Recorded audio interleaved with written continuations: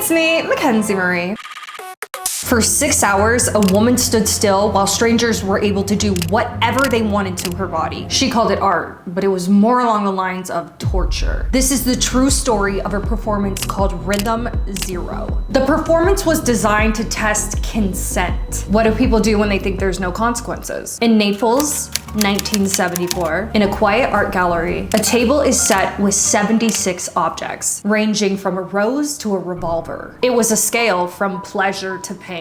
In the middle of that room stands a young woman. Sitting in front of her is a sign that says, "There are 76 objects on this table that one can use on me as desired. Performance, I am the object. During this period, I take full responsibility." Some of the items were harmless, but others carried real danger. Items included a glass of water, a feather, a mirror, a comb, Polaroid camera, a whip, a rope, chains, a nail, a hammer, scissors, a metal bar, a knife, a razor blade, a revolver, and one singular bullet. It was a game of choice, and you get to pick compassion or cruelty. And when giving that consent to a complete stranger, what would they do? Marina Abramović was that 23-year-old woman standing in the middle of the room. She's what you call a performance artist, where her performance is the art. And for the next 6 hours, anyone attending her exhibit had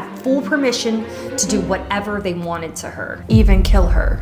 For her first performance, she used different knives to stab in between her fingers. Every time she stabbed herself, she picked up a new knife that was bigger and continued. Then she'd play the audio back, matching every wound the exact way. It was about memory and trauma, how the body remembers what the mind tries to forget. She believed that art wasn't something that you looked at, it was something you felt. Rhythm Zero was a 6-hour show. At the start, people were shy. They were curious. People then started decorating her body with rope and string and things that they found on that table of the 76 items. One person came up to her and placed a rose in her hand. Another person adjusted her position gently. For a moment, it was kind, it was innocent, it was trustworthy. And then someone kisses her right on the mouth. Complete stranger, kind of weird. Considering the objects at hand, I'd rather someone kiss me on the mouth than put a razor blade to my throat. But she stood there,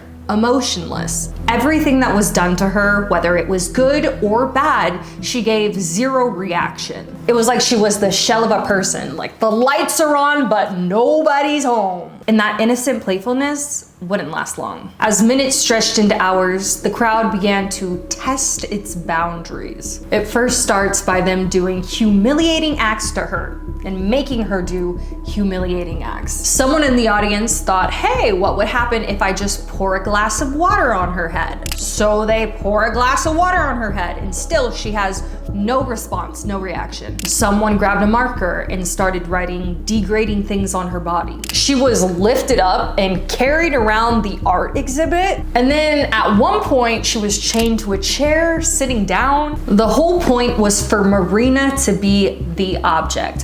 What would people do when they thought there was no consequences of consent? This was an art show. This was a performance. The performance was to be an object.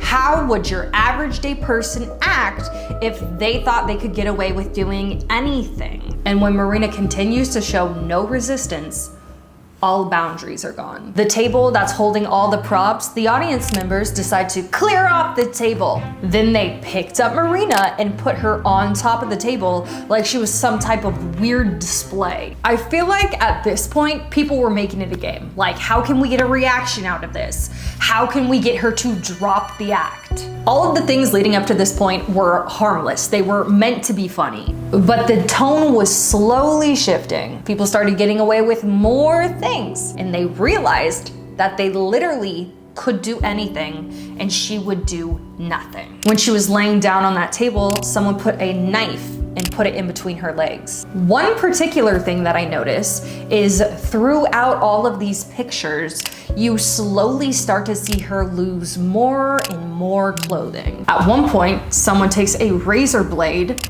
and cuts her neck with it. And then he licks the blood off of her. There's also this picture of someone trying to wipe the blood off for her. Eventually, someone got scissors and they started cutting at her sleeves and then more of her shirt until she was completely topless. She's standing there, half naked, on display. She was still being the object. She wanted to expose how quickly social norms and morals break down when people are given total control with no consequences. She made herself completely passive, turning her own body into a canvas and the audience into the real performers. Then someone goes for the revolver and they load it with the single bullet. A man picks up her arm, puts the revolver in her hand, and then points it at her own head. He then takes her finger and guides it over the trigger. Although he doesn't pull it. Coming from her own words, employees stepped in and they took the gun and threw it away. Audience members intervene. The crowd starts turning on each other. People are fighting. They're like,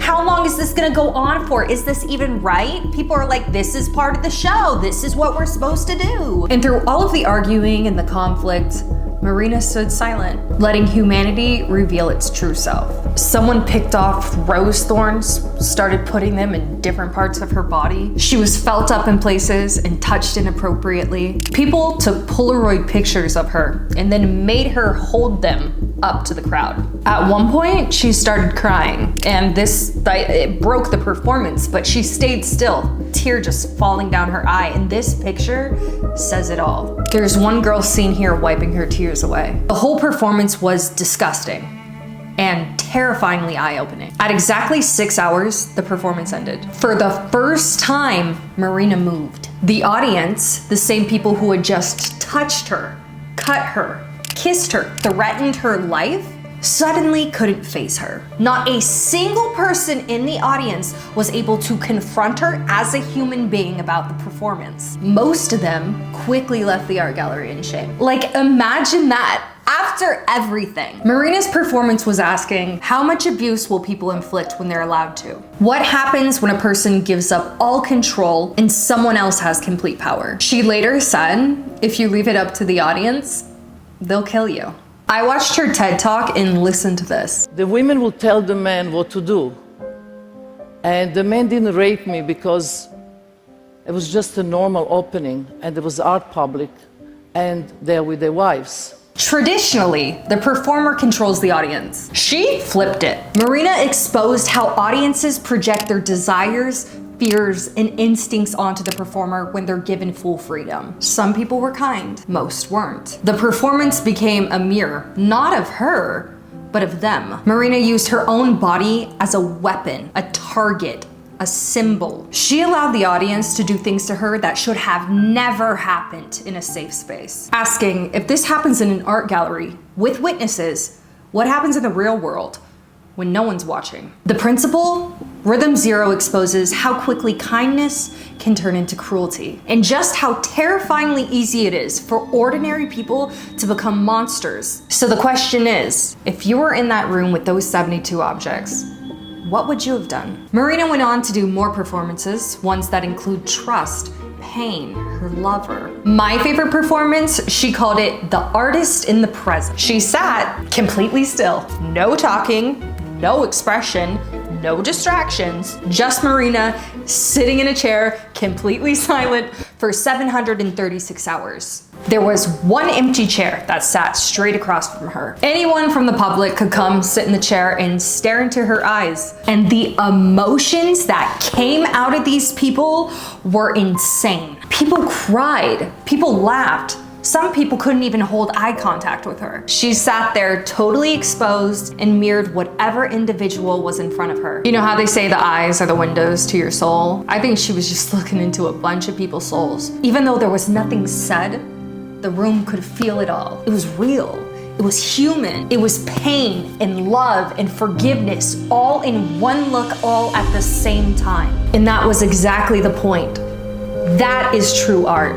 When it makes you feel something. If you thought this story was interesting, wait until you hear about the Diablo Pass mystery or the haunted halls of Alcatraz. Don't forget to thumbs this video up, subscribe to my channel down below, click that bell button, turn your post notifications on, because on my channel, we dive into the darkest, spookiest stories the world has ever seen.